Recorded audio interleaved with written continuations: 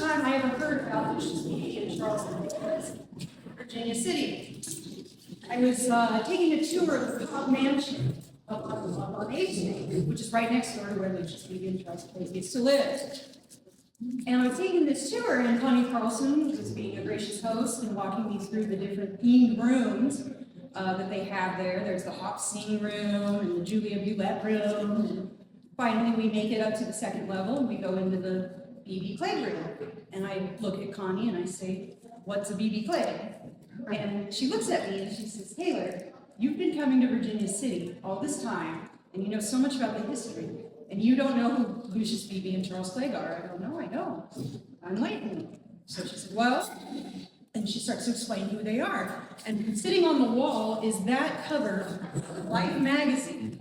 And I look at that picture and I go, "That's a dapper looking dude. He looks interesting." So what I didn't know at the time was I was actually looking at a portal. That picture piqued my interest so much in Lucius. Like, who is this guy? And how have I never heard of him? And why is he on the cover of Life magazine? It was actually a portal into a whole new life for me. I just fell down a rabbit hole of researching Lucius Beebe and Charles Clegg and all their fascinating stories, and kind of became a bit of a nut. If anyone has ever talked to me, you know, I bring up Lucius Beebe and Charles Clegg at any opportunity. So I'm so grateful for this opportunity to talk to you guys a little bit more in depth about some of the things I've learned and how they impacted and influenced Virginia City history. So we have this picture right here. This is Lucius and Charles, and a giant bottle. You see how big that thing is? Wow. And this is in their house at number 2 South 8th Street in Virginia City. This is their sort of man cave room that they made there. They've got some antique slot machines. He also had a barber's chair in there, and you get a fresh shave from Lou Avancino, the town barber. And you come into a house called And so I thought, oh, and T-Bone, how could we forget Mr. T-Bone? He's just as famous as the boys. And so I thought this was a great picture to start off with, because there they are in their element in Virginia City. So we got to step back in time a little bit here. Who was Lucius Beebe? Lucius Beebe was born on December 9th in 1902. He came from a very wealthy family in Wakefield, Massachusetts. He started off life pretty rough. His childhood activities and hobbies included blowing up outhouses and getting expelled from different prep schools throughout New England. He was very proud of the fact that he was the first person to be dismissed from both Harvard and Yale. Thank you very much. Each of these dismissals involved some variety of drinking or gambling or breaking the rules, and that sort of set the tone for the rest of his life. It's sort of this inside outsider, sort of this renegade man who just lived by his own style.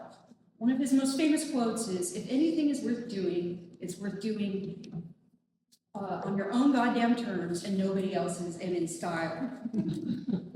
And he lived his life by that credo. He first came to fame, national fame, when he became a reporter for the New York Herald Tribune in 1929. And of course, what happened that year? Stock market crash. Stock market crash, yes, exactly. So he started off kind of at the bottom of the economy, but he famously said he never even realized there was a Great Depression going on. He lived his life on caviar and champagne all throughout the Depression. He made a good time with it. He's most famous for being an author, but he's a very multifaceted individual. He's not just an author, he's also a photographer, a fashion icon, a foodie, if you will, an early, he was very early in food influence, fashion influence, as well as being one of the first openly gay celebrities. But he is primarily known as an author. That's how he's best remembered today. He wrote 39 books, mostly on trains and railroad history, but also Wild West history. He also started off doing poetry. That's what he went to Harvard and Yale for, was to study poetry. And then, of course, also books on Virginia City history. Moving on to Chuck Clegg, there's that handsome fellow there. This was Beebe's life partner from the time that they met in 1940 until Lucius's death. He was born in 1916, and he was born in Youngstown, Ohio. He grew up in Rhode Island and was working as a gentleman at a department store at the time that he met Lucius Beebe. Later on, after they met, he enlisted in World War II and became a radio man there in the U.S. Navy. And he's an extremely accomplished photographer, as well as Lucius's partner and right-hand man throughout all of Lucius's publishing career and beyond. So the two of them met at a party at Evelyn Walsh McLean's home, or rather estate. It's now an embassy, it's huge, in Washington, D.C. They met at a party, and it was either a Thanksgiving or Easter party, depending on the account. But regardless, it was a party where all the diplomats from Washington, D.C. and high society came and were invited. And so Lucius was an honored guest there, and the legend goes, and I don't know if this is true or not, but this does come from the family of Chuck Clegg. Apparently, they say that Chuck attended the party as the guest of J. Edgar Hoover, actually. And so, interesting.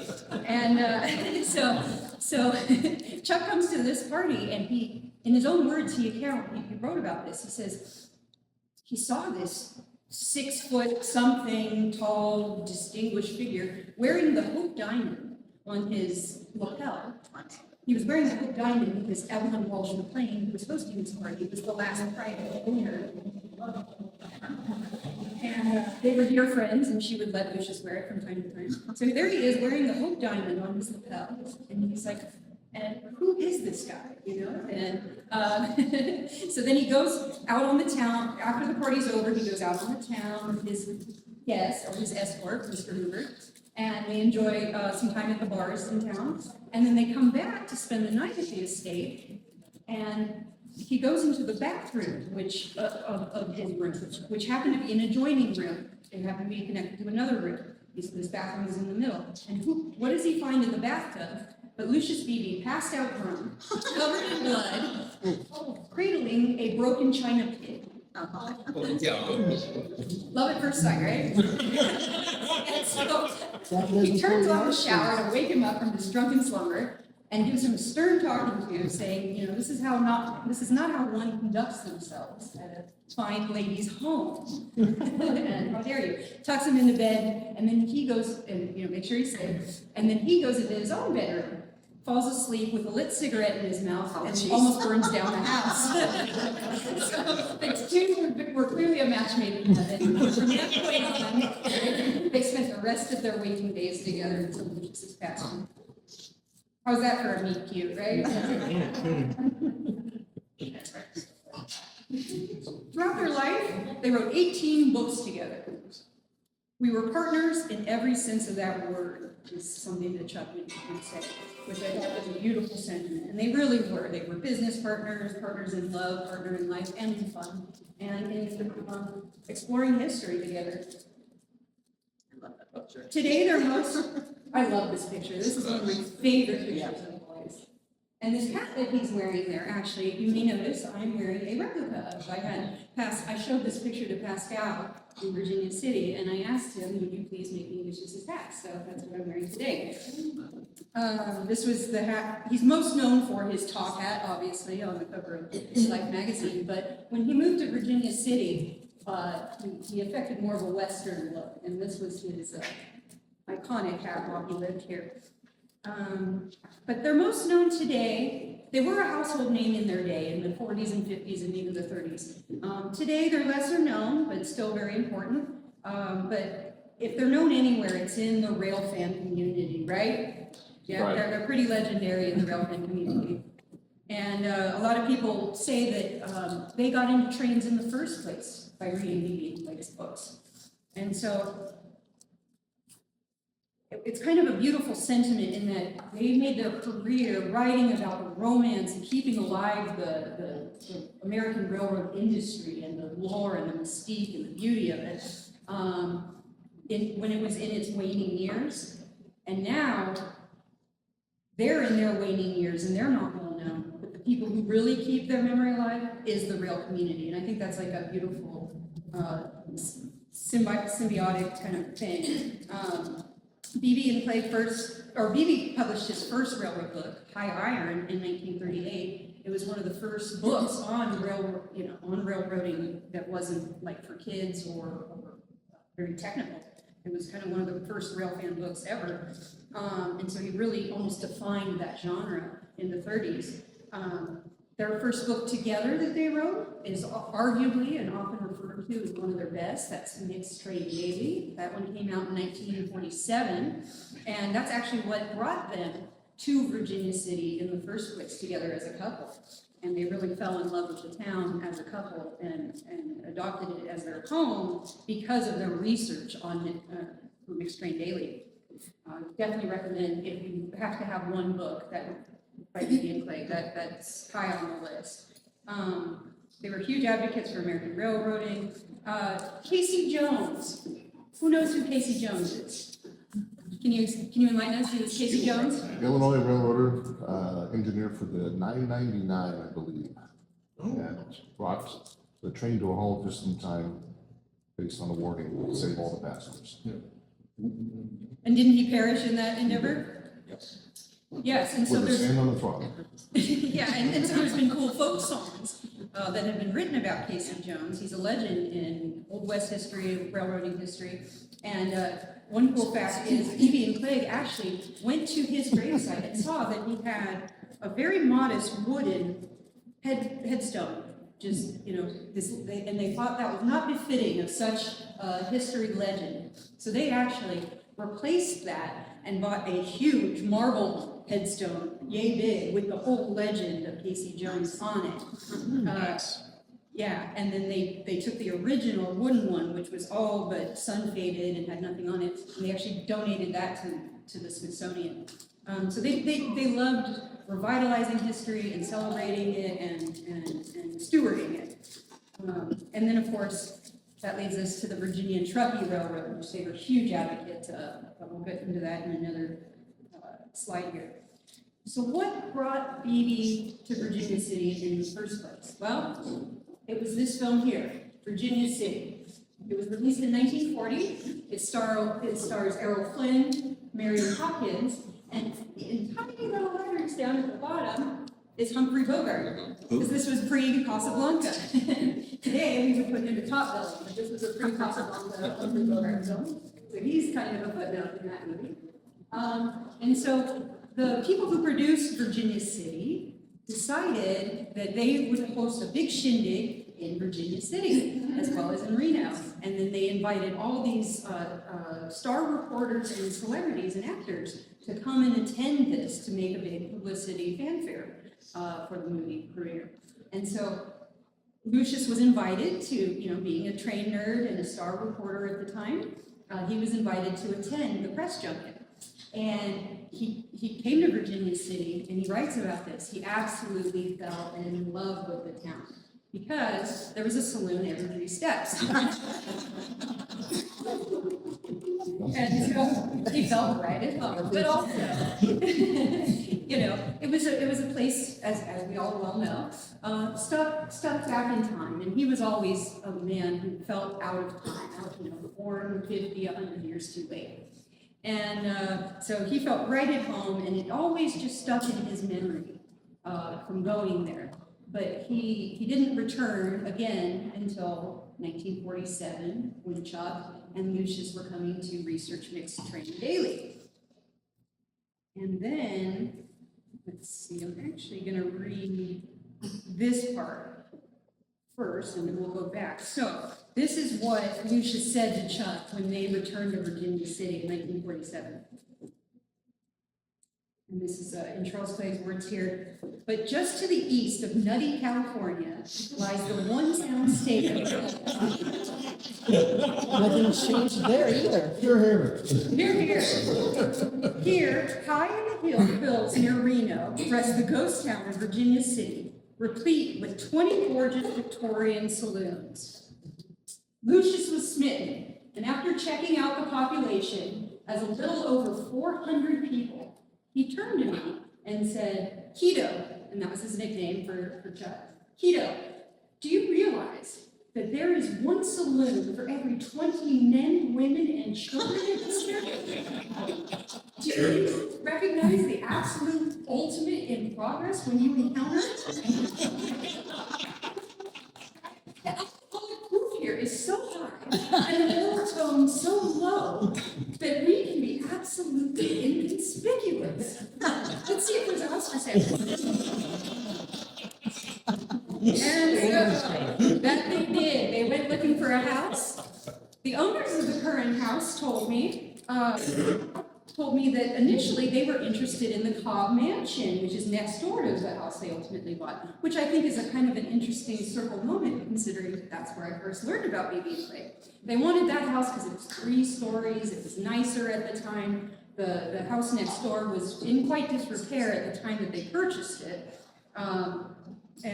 But the Cobb family was not ready to sell at that point, so they settled for the one next door, purchased from the Connors family. And they were multi-generation Comstockers. The Connors kids went to the Fourth Ward School. Their names are up on the wall and graffiti, yeah. And so they purchased it from, and then the other thing that Roy Ritchie, who currently owns it, he told me that he has heard that when Beebe and Clegg purchased the home, there was a horse living in the living room. That's about right. So, anyways, they inherited it's a beautiful home, but they invested a lot. They moved in there in September of 1949. They didn't move in for a few months later because it needed quite a bit of restoration. But they hired, interestingly enough, they hired Robert Hamley, who was a famed Hollywood set designer. He would do the set designs for lots of movies in the 40s and 50s. And they hired him to fully restore and furnish the home with over $500,000 in 1949 money worth of antiques. Pretty incredible. So they moved into their new home, or they purchased their new home in September 1949. 1949 was such a big year for Beebe and Clegg. Not only did they make Virginia City their home that year, they called themselves, they like to say that they were 49ers, just 100 years too late. So yeah, 1949 is really when their time in Virginia City kicks off. And it really kicks off here. If I could ever time travel, you guys ever think about this? If you could time travel to one day in one place in time, where would you go? This would be my choice. Author's Day, September 17th, there's a typo there, September 17th, 1949. And all of Virginia City had a ton of authors living there at the time, and of great esteem and note. And so they gathered them all together, and different saloons hosted different book signings. So at the Delta Saloon, where this photo was taken, we have Duncan Emmerich here. He had a book signing there. Beebe and Clegg did their book signing at the Bucket of Blood. We had Irene Bruce, a beautiful poet here. That's Irene in the middle there. We had Marion Emmerich, who's married to Duncan. She did a book signing. And then we have our most famous author, other than Beebe and Clegg, Walter Van Tilburg Clark. Track of the Cat, and the Oxbow Incident, City of Trembling Leaves, yeah. Those were all, 2 of those were turned into major Hollywood films. And then in the back, I always shout out Uncle Len Haffey. He was an old miner, and he was the esteemed roulette and Wheel of Fortune dealer at the Delta for many years. And so anyway, they kind of started off with a bang, a big, beautiful book signing, and it's such a cool event. And it just shows the kind of scene that Beebe and Clegg moved into. You know, Virginia City was an incredibly austere and dynamic and cultural center, even though it still only had 400 people at the time, and they felt right at home there. So here's the home that they purchased, 2 South A Street. The home was, it's an 1876 mansionette, 2 stories. It was built right after the Great Fire, and interestingly enough, the Great Fire started just catty corner across the street from it. The irony. Yeah. You're a cigarette. It had so they made some upgrades when they purchased the home. Remember the first slide I showed you, their man cave? So just just to the left of that room is now currently a bathroom, but they had, Lucius had turned it into a Turkish bath. He has this habit every day of taking a Turkish bath first thing in the morning. He says it takes care of the hangovers, so he always had to have one on hand. Another thing that's good to take care of the hangover, of course, is a nice swimming pool. In the back caddy corner right of the home, up on the hill, they installed Story County's first swimming pool. And Which, to this, there's a house built on top of it now. correct. Correct, that was Charles Clegg's nephew who built the home and designed the home and put it right on top. So the swimming pool does still exist, it does not have water. We actually had drinks in it We're one. not gonna talk about that. That's for another session. So I've gone down into the swimming pool, which is pretty cool. Yeah, it's pretty cool. And Mr. Holloway, Peter Holloway, who built that home, he was the last person to swim in that swimming pool. It was great, Nice. which is good. But yeah, I love that it's still in the Clegg Holloway family. So when they moved here to Virginia City, they brought some of their famous friends with them who would come to visit them. Wow. So this is another one of my favorite pictures. We've got Lucius and Chuck sitting in the opera loft at Piper's Opera House, stage left. We have, this is the Firehouse 5 plus 2. Who knows Joe Curtis? Who doesn't, right? Yeah. Right. That's Joe Curtis's favorite band, Firehouse 5 plus 2. They were a collection of 7, that's why there's plus 2, 7 Disney animators. And so if anyone's ever been to Disneyland, you ever gone on Main Street and you hear the cool ragtime music, that's 9 times out of 10 the Firehouse 5 plus 2's music playing. This is them playing at Piper's Opera House. They were frequent guests to Virginia City. They would often play in parades and apparently at the Opera House. And that's Betty Kimball, that's Ward Kimball on the trombone there, his wife. Ward Kimball was the animator who invented Tweedledee and Tweedledum, the Cheshire Cat. And had his own steam locomotive. And a big rail fan. So yes, him and Beebe and Clegg were dear, dear friends. I would love to find like a picture of Beebe and Clegg out at Grizzly Flats Railroad. Maybe one day. Never seen one. No, me neither. I've looked. So, also Tallulah Bankhead, great old Hollywood film actress. She was also the inspiration for Cruella de Vil. She has one of my favorite quotes ever. When she went away to college, she said, "My father warned me when I went away to college about drinking and men, but he never said anything about women or cocaine."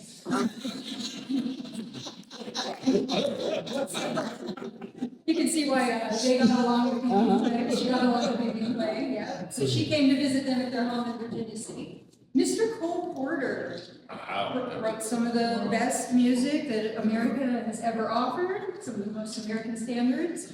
Cole Porter even wrote some songs about Lucius Beebe in a couple of his plays. And he came to visit in 1953. I don't know if Cecil B. DeMille came to visit, but Lucius worked on one of Mr. DeMille's films called Union Pacific. He was a consultant for that film. But in their home on A Street, in the living room, there's an old picture of them, and you can see an autographed photo of Mr. DeMille sitting in the parlor there. So at least his autographed photo came to Virginia City. Hedy Lamarr came to visit them and had dinner at the It was called Edith Palmer's Country Inn at the time. Does anyone know what that is today? Calamities. Crazy Calamities, correct, gold star. Kay Kaiser, the great band leader. Yep. I got spurs that jingle, jangle, jingle. Yeah, that guy. He actually wrote a song and did a whole movie, or rather had a number in one of his Kay Kaiser movies called Mr. Beebe about Lucius. And there's a whole 6-minute song and dance number about Lucius. Jerome Zerby, that was Lucius's boyfriend before Chuck. He was known as the father of paparazzi photography. We're not talking TMZ here. The difference is he would take candid photos of celebrities. But he was invited to the parties. He wasn't hiding in the bushes. Scott Newhall, the legendary editor of the San Francisco Chronicle, came to visit, and we'll talk about him a little later on. And then James Beard. Does anyone know who James Beard is? He makes bread? He's a cook. He's a chef. Yeah. He's one of the. So there's one of the highest awards, other than a Michelin star, is the James Beard Award that any chef could ever get. Wow, cool. He came and visited. Actually, Lucius got him his first job at a restaurant. He gave him a stellar recommendation. James Beard was in Broadway and then wanted to change his career to cooking, and Lucius was a foodie aficionado, and he actually wrote a great review of him and his cooking, and that got him hired at his first restaurant. And he came to visit Chuck and Lucius, and they had a picnic out on Geiger Lookout. And James Beard writes about this in his diary, that he thought it was so odd that Lucius brought his own actual silverware and china plates to the picnic. Yeah. Alrighty. Of course. Oh, yeah. So here's the best part of the presentation. Mr. T-Bone Towser. So he was just as famous as Lucius and Chuck. He was their pride and joy. He went with them everywhere.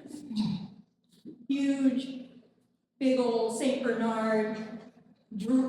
A lot of people who have met him that I've talked to just remember the drool. Yeah. He was given as a gift to Beebe and Clegg from a local saloon owner who happened to have a gambling table. And they said, well, you've lost so much money with us over the years with such grace that we thought we'd give you a little something back. So here's a St. Bernard. It ended up being one of the best things that ever happened to them. And he was given his nickname. So initially his name was Towser, which was sort of a Victorian equivalent of Fido. That's what, there was a book called Towser about a dog, and that's what they named him initially. But then he started going with them everywhere in town, including the local steakhouses in town, such as the Comstock House, which is now the Red Dog Saloon. And I talked to a gentleman who worked as a busboy there.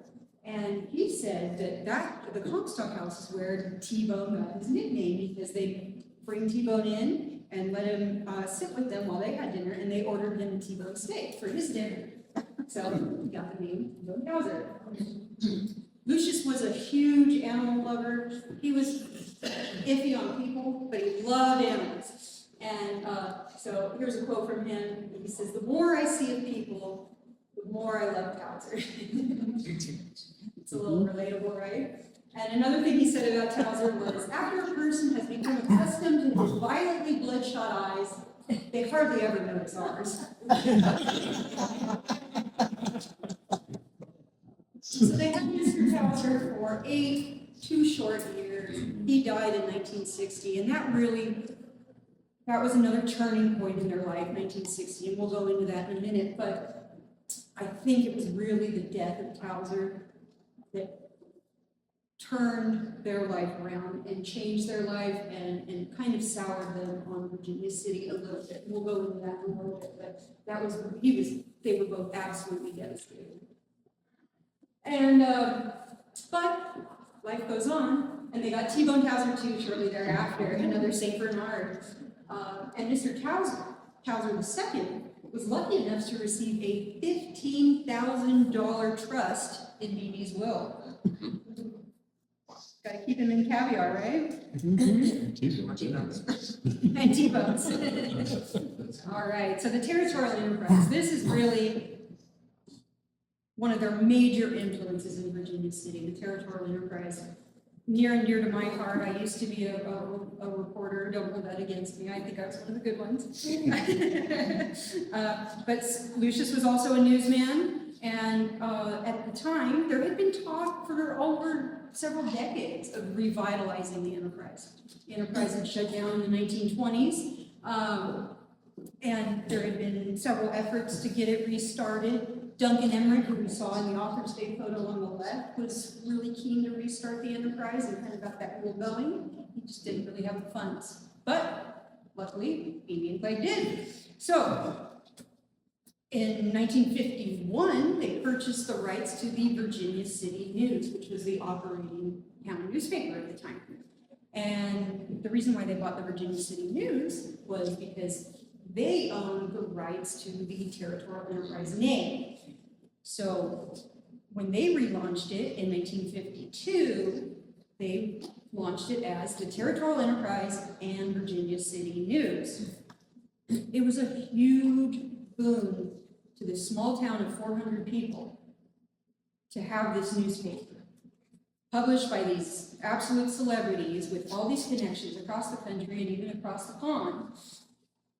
To have all of a sudden high circulation and have this newspaper sent to their doors to read about the doings in Virginia City that week. And it was just such a great newspaper. They had subscribers in all 48 states at the time, there was only 48, at all 48 states and 14 countries. Think about that. Think about the Comstock Chronicle having numbers like that, right? You know, it's just incredible.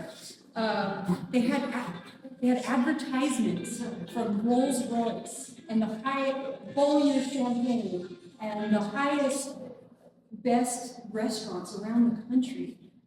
Antoine's in New Orleans, the Store Club in New York City.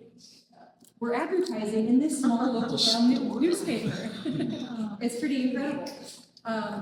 And it was really appealing to anyone who was interested in the history of the American West. It had this great broad influence. And today I sit and read them for enjoyment. They're beautiful. And for those of you who enjoy the Playboy method of reading a newspaper, beautiful photos, beautiful advertisements. The pictures are still good, even if you don't want to read the articles. But they had such, you remember those authors from Author's Day? They had such talented people at their fingertips contributing to the Enterprise. So you don't even need to know who Charlie Addis is or Garbage Mike is or the Cadies to sit and read about what they did that week, to enjoy it, because it was just so beautifully written and mastercrafted. And yeah, to this day, 70 years later, it's still a very enjoyable read. And that really resonated with the country. They had a few influential stories that went national. The Bloody Bucket, okay. So this is a fun one. So once upon a time, Beebe and Clegg were very friendly with the McBride family, who owned the Bucket of Blood. As we saw in that Author's Day, that's where they had one of their book signings, right? But over time, as Beebe sharpened his pen a little bit and became a little critical of some of the things that Mr. McBride was doing, Mr. McBride that relationship sort of soured over the years. And there was a couple different influences. Beebe wrote a couple scathing editorials, which he was in the habit of doing. The other legend is that Versal somehow missed initially that Beebe and Clegg were a couple.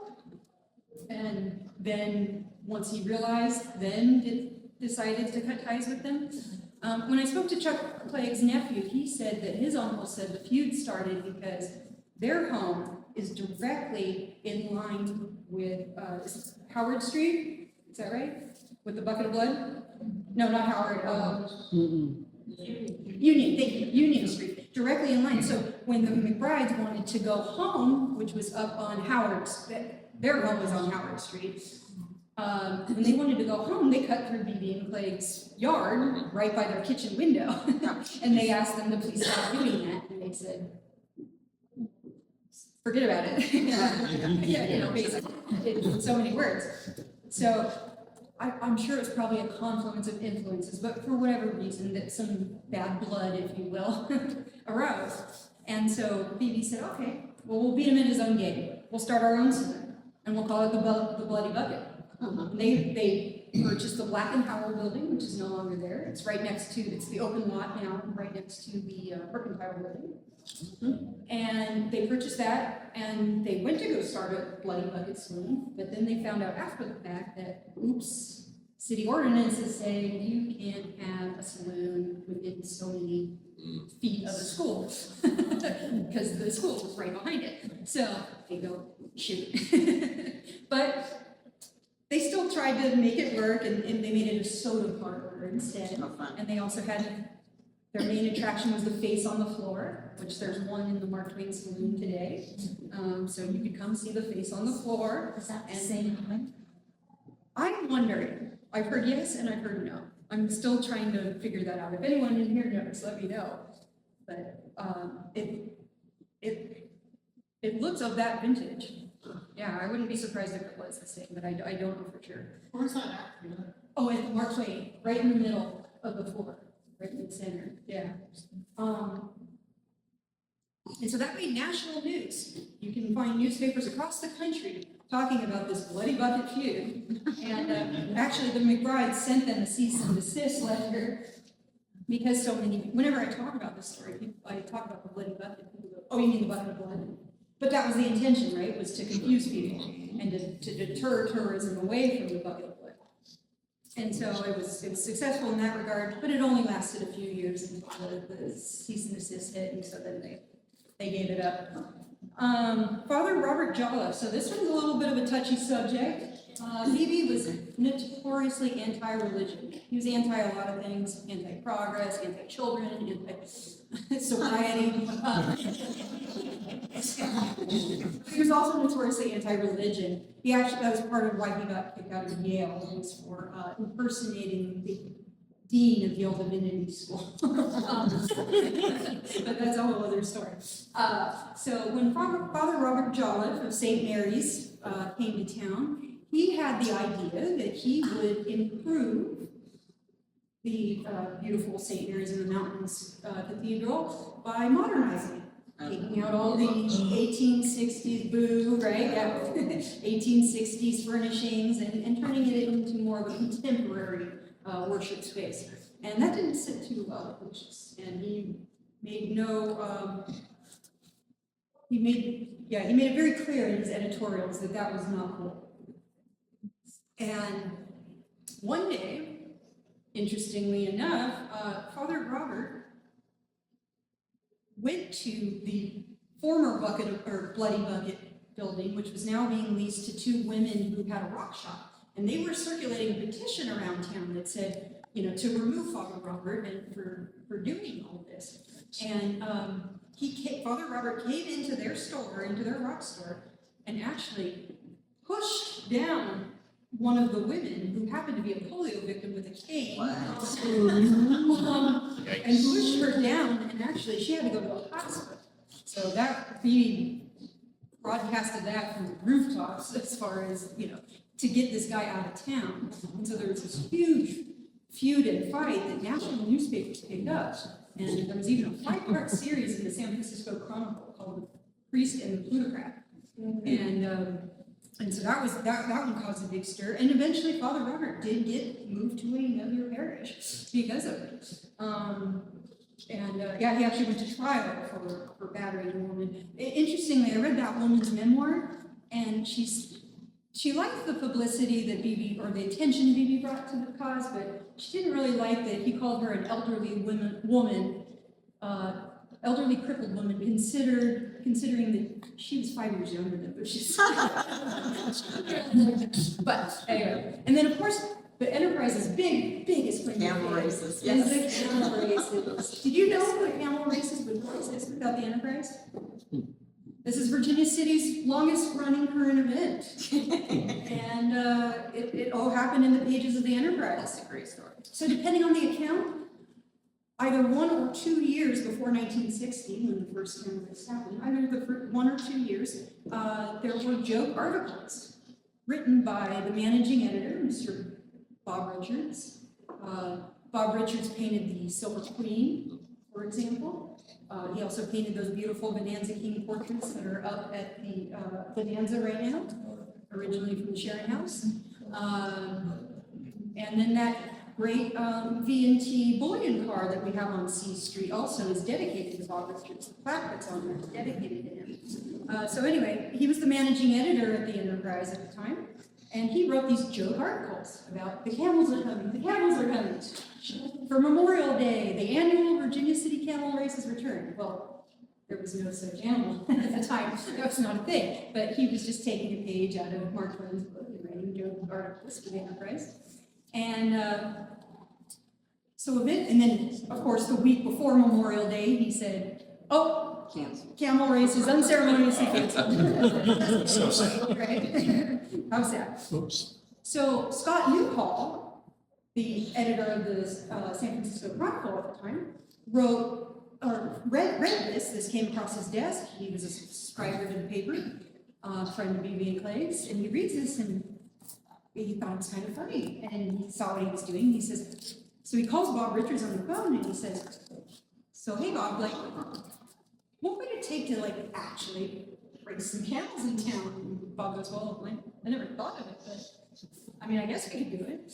And so Scott Newhall, being an influential man in San Francisco, called in a favor from the San Francisco Zoo, borrowed a couple camels, had them imported to Virginia City. And interestingly enough, and this is a great place to tell this story, interestingly enough, at the time, 1960, what was going on in Dayton in 1960? It's the Misfits. The Misfits were being Yep. filmed, exactly. So the legend goes that Marilyn went back to Los Angeles for a rest for fatigue. So they had some space in their schedule for filming. They weren't filming. They didn't have their star, so they had time. So they asked John Huston, the director of the film, would he like to be one of the camel jockeys? And he replied, "Sure, why not?" I've also heard from a gentleman who was there that Marilyn was there, so that's history for you. It depends on the account, but regardless, John Huston was one of the camel jockeys, and then they also had a very star horse jockey race. And they had a couple different newspapers sponsor different camels. And then, of course, the Enterprise sponsored the camel. Chuck Clegg himself shot the starting gun for the first camel race, which I thought was pretty cool. And then here is a cool picture. That is John Huston, the victor of the first camel race. And here is Lucius giving him the wreath, and Scott Newhall, and then Mr. Mapes of the Mapes Hotel. who also sponsored the event. I love that picture. It's great. As best, I'm trying to figure out where this was taken. I was wondering if it was maybe the Sawdust Corner, but I'm not sure. It's kind of a grainy image. But anyway, I just love that one. And then here's a front page of the second camel race in 1961.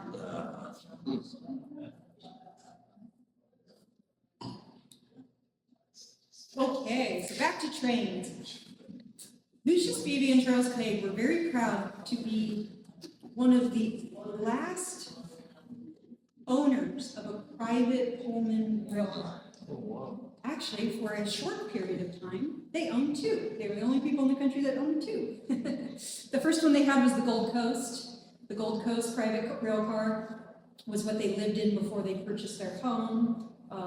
In Virginia City. They parked it at the Carson Rail Lot and then commuted up to Virginia City for a couple years.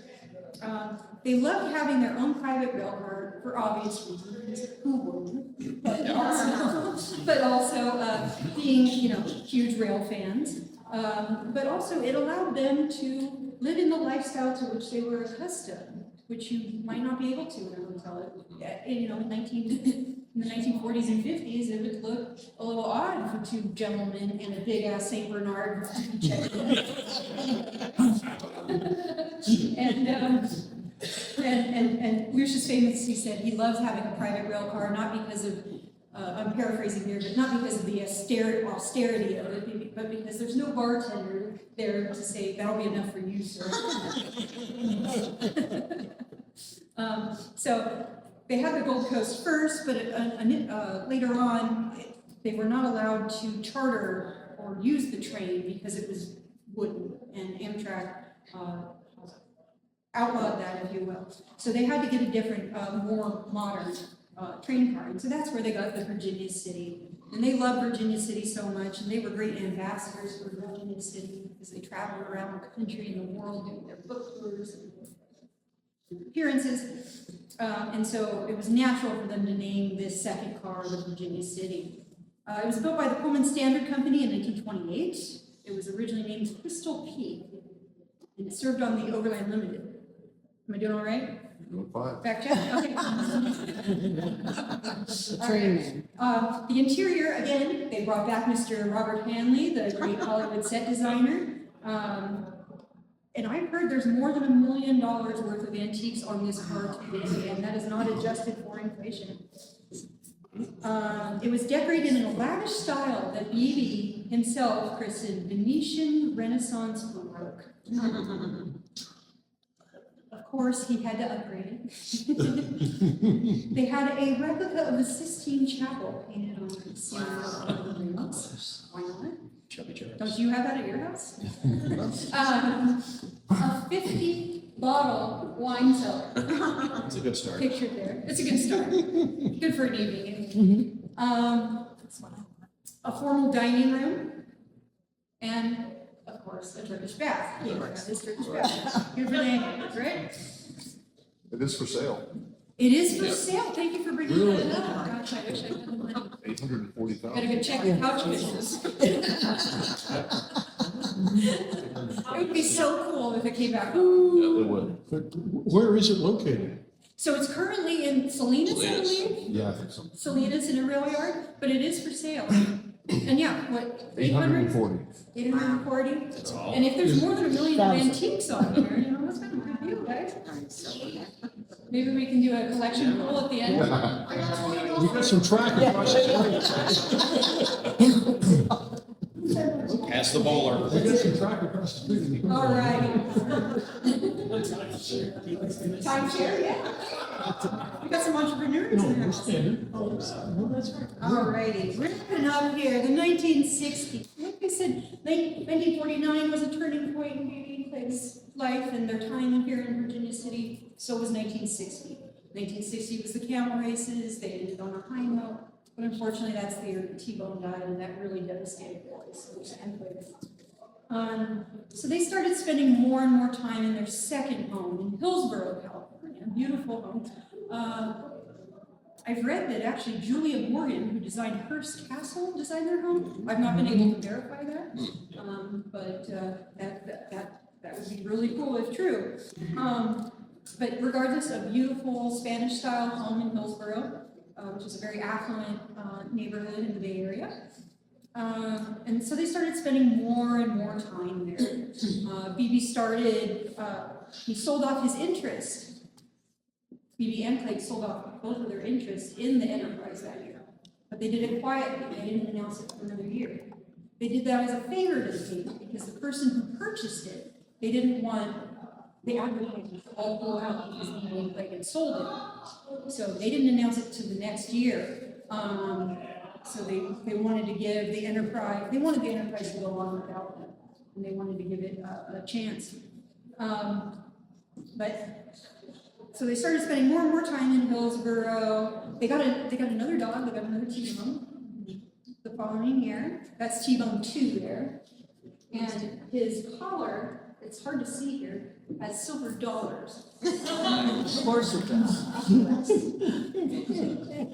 And any car nerds in the audience? Can you tell me what that is? I think that's his Bentley, but I don't want to misspeak. It's a Rolls. It's a Rolls Royce. That's a Rolls It's a nice one. Royce. It's about a 6-inch. Yeah, he would buy new rolls every 2 years, by the way. And, Ginger ale. speaking of the dog, he wrote that he always got dog-colored seats for the rolls, so that Very smart. yeah. But we have an ST on the front there. What's the significance of that? Story County. It's got Story County plates. Nice. But that was taken in their driveway in Hillsborough. So he kept the Story County, I think probably for the tax benefits. I'm betting it was the only Rolls Royce ever registered in Story County. A few of them, actually, we're gonna get to that, absolutely, you're absolutely right. Yeah, in a future slide, we're gonna talk about that in a second. And Bentley and Jag and. So that same year, Beebe started a new venture. He became a columnist for the San Francisco Chronicle. And he wrote his first column that he became famous for in the 30s was called This New York. He writes about New York City life. So this time, now at a bookend of his career, his final column was called This Wild West. And he wrote a lot about living in Virginia City and living in, the Wild West and things like that. So it's a really entertaining column. But his staunch republicanism really stood out amongst the very liberal San Francisco Chronicle. But the editors never censored him, and we're grateful for that. He loved to rally against whoever was president at the time. He had a real vendetta against Nixon. Yeah. Actually, Richard Nixon dedicated the Delta Saloon monument or in the parking lot there. Is it an obelisk? Almost an obelisk. The pyramid-shaped one in there. Richard Nixon was there, and Beebe was on the committee to build that monument and for the dedication. And he's sitting on the platform as Richard Nixon is dedicating it, and you just pictures of him during that ceremony when Nixon's talking. You can just see him just rolling his eyes. He looked like, I hate to say it, forgive me for being crass, he looked like someone just farted right in front of him. The look on his face. He was eating. So then in the 1960s, let's see. So eventually his health started to deteriorate. His doctor told him it was time to start slowing it down, cutting back on the food and drink. And Beebe said, I have no intention of entering old age on bread and wine alone. So, unfortunately, he did pass away at a somewhat early age, so at 64. And I actually probably 63, because he didn't make that birthday of 66. And, that broke Charles Clegg's heart. That was his buddy, that was his pal, that was his partner, that was his love. They were together almost every single day, except for that little skirmish in World War II. It separated them for a little bit. And Chuck was really never the same. He didn't write any books after that. He, to my knowledge, published any photography. And then I heard this story the first time I learned about Lucius Beebe and Charles Clegg, and this is really what solidified for me that these were people I knew learn more about. Connie Carlson told me this. Chuck Clegg sat down and calculated how many days Lucius Beebe lived on this earth before he passed away. He must have put a note on his calendar or something. On that day, when Chuck himself lived that many days, he killed himself. So that he did not live one day longer than the love of his life. Wow. Oh, man. And I can't even get a text back.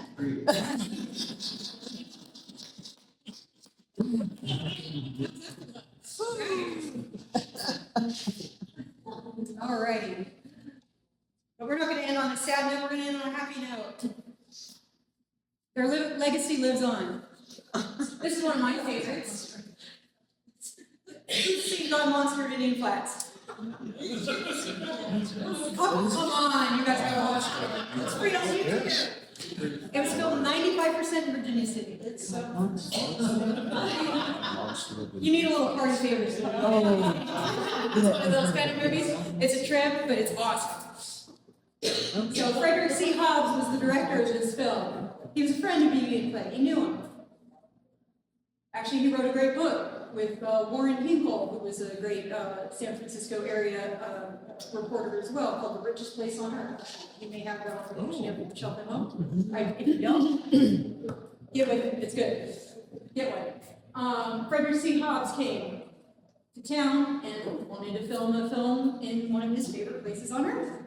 And he based this character, Mr. Mayor Charles Silverdale, the main villain of the film, on Lucius Beebe. We got a top hat, nice natty dress.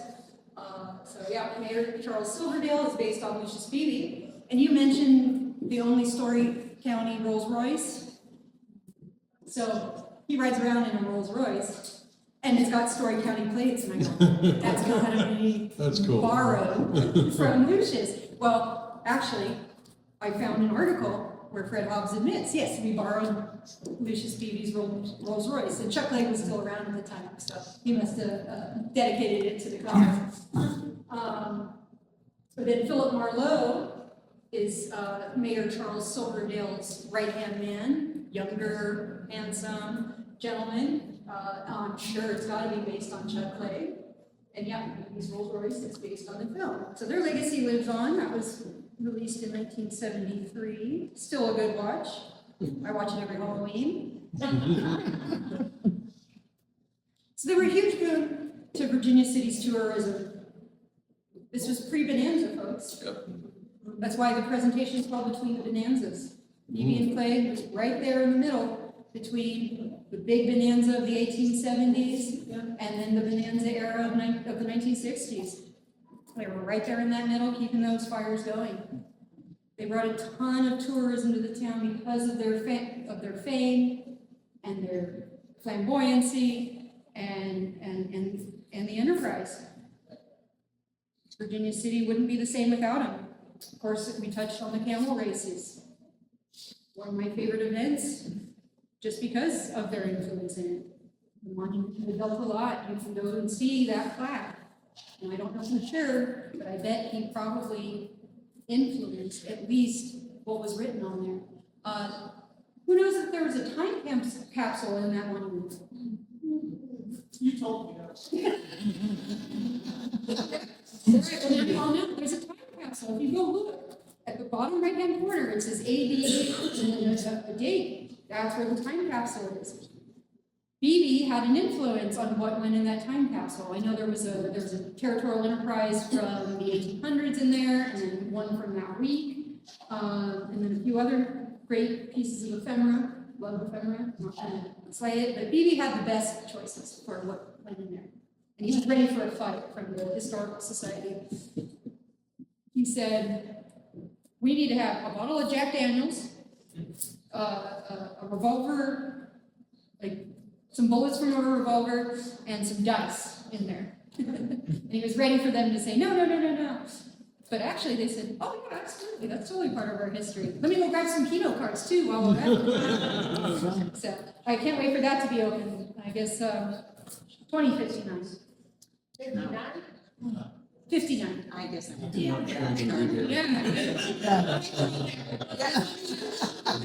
Put it in your calendar.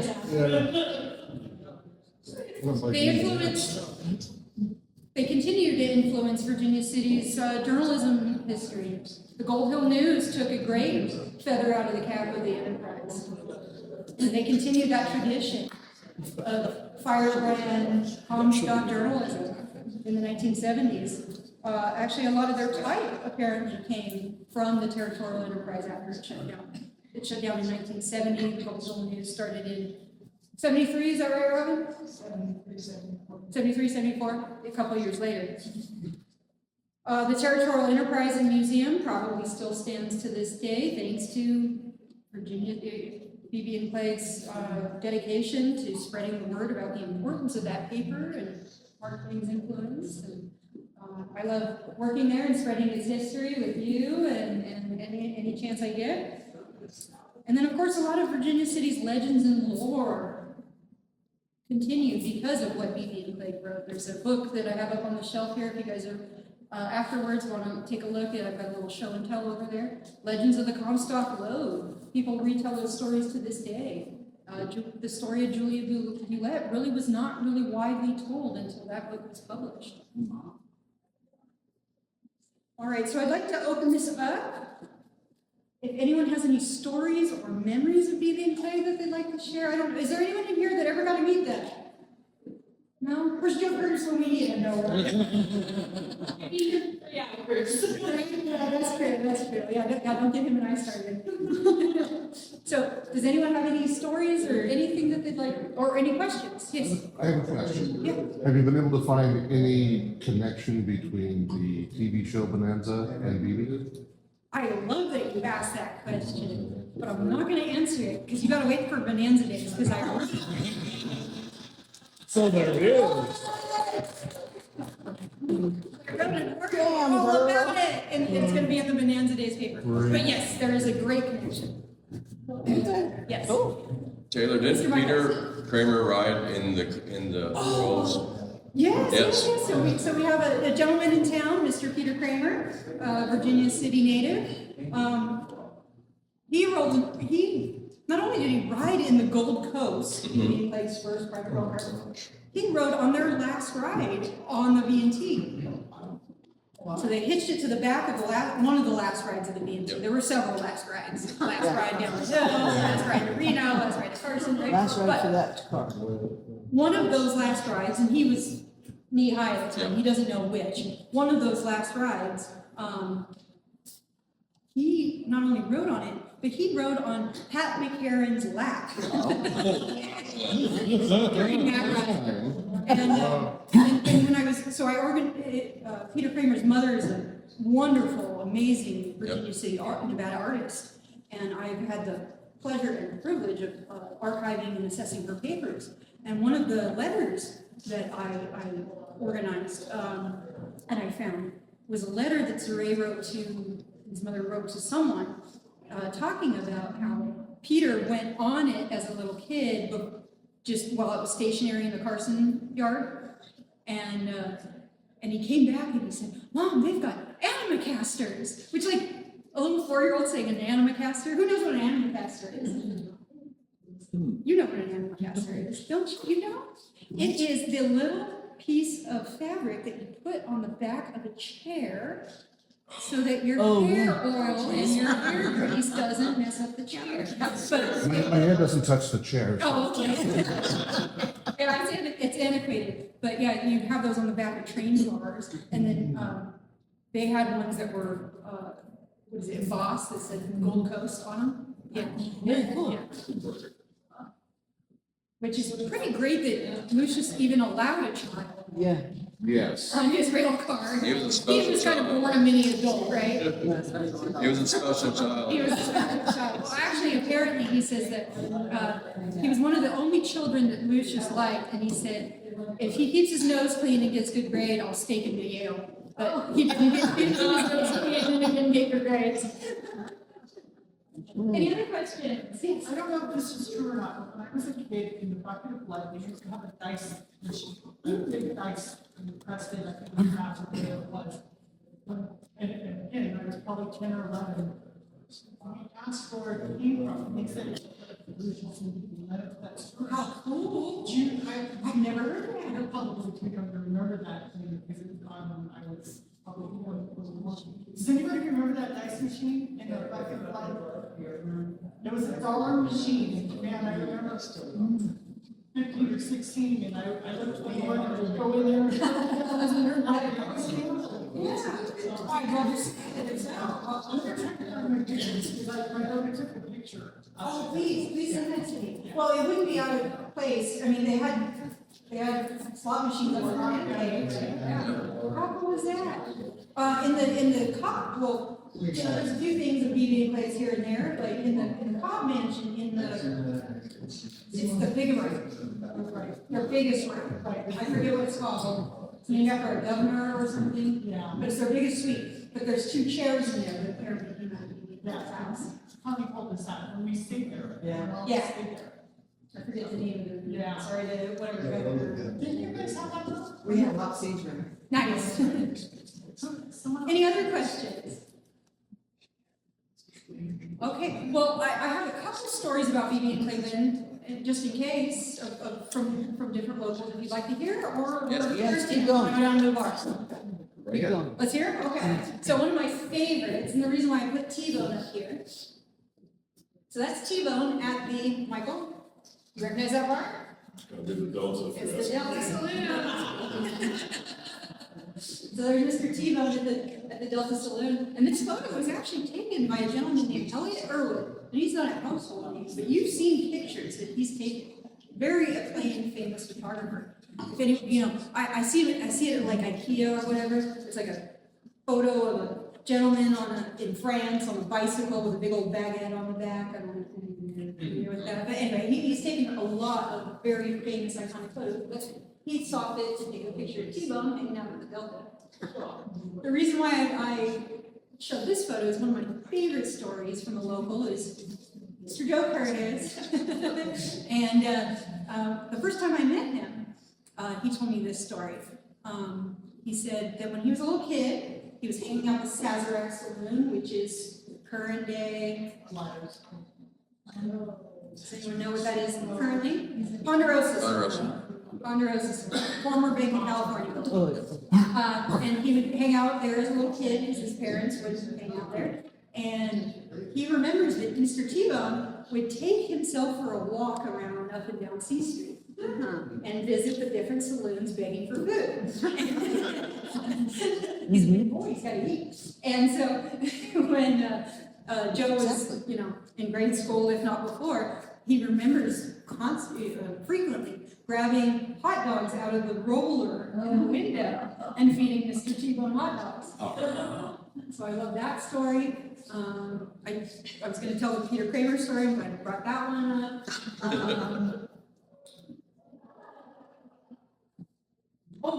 The swimming pool. So I had the pleasure of doing the oral history project at the Fourth Ward School, where I interviewed different locals who grew up in Virginia City in the 30s, 40s, and 50s. And I'm a little selfish. I had to always work in a Beebe and Clegg question, but they always had a great answer about their memories of growing up with Beebe and Clegg, because they were such dynamic figures. And so I remember asking one gal who lived almost next door, Mrs. Kathy Odinsky. Love Kathy, right? Yeah, she's the best. And she said, "Oh, yeah, they were my neighbors." And I said, "Did you ever go swim in their swimming pool?" And she goes, or no, I asked. So I heard a legend that people would jump the fence when Beebe and Clegg were out of town. The kids would jump the fence to go swim in Old Man Beebe's pool without their permission. And she goes, "Oh yeah, that was true." Trevor, I didn't have to. I had to. And she actually learned how to swim in that pool. And what's cool full circle about that is she was one of the first people. She was one of the people on the committee to build the Story County swimming pool in the 60s. So it kind of influenced that in a way. Yeah. Any other questions or comments? Tell us about the two Katies. Oh, the Katies, they're my favorite. So the Katies are awesome. The Katies worked for Beebe and Clegg at the Enterprise. They actually predated Beebe and Clegg in Virginia City, just by a couple years. They lived in the Spite House? Yes. In the Spite House, in the red Spite House, which is on D Street, catty corner or more or less to the Mackey Mansion. And they were also reporters themselves, and they were also openly gay in the 1940s as well. And Catherine Hillier and Catherine Best, the two Katies. And Catherine Hillier had ancestry here in Virginia City. They, her great-grandfather or grandfather, I believe, actually was one of the first lawyers here in the area, and he lived here in Virginia City, but he was one of the first to advocate for women's suffrage. And so he was very influential here, and he actually has a child buried in the Silver Terrace Cemetery. And so after World War II was done, they decided they wanted to travel around the country and write about different things. They wrote for Saturday Evening Post, Rockwell's paper, they wrote for Collier's, Calls, different magazines writing about different local interests. And so they decided, well, let's just go back to my old ancestral hometown and check it out. Well, they fell in love with Virginia City, who doesn't? And they bought this White House. And then when the Enterprise restarted, they were one of the first people to be contributors to it. And after Beebe and Clegg sold out, and I think this is really cool, this is a very little known fact, and maybe I'm just a journalism nerd and no one else cares, but I think it's pretty cool. After Beebe and Clegg sold out, in 1962, 2 years later, they actually became the first, to my knowledge, woman editors of a newspaper. They were the editors-in-chief of it, which was very uncommon in 1962. I don't know of an earlier one, at least in Nevada history. And they're awesome. Katie Hillier is buried in the Silver Terrace Cemetery along with her great uncle. It's a great legacy, and I'll probably do a talk on them at some point because they were just as excellent at writers. And there's your next talk. There's my next talk.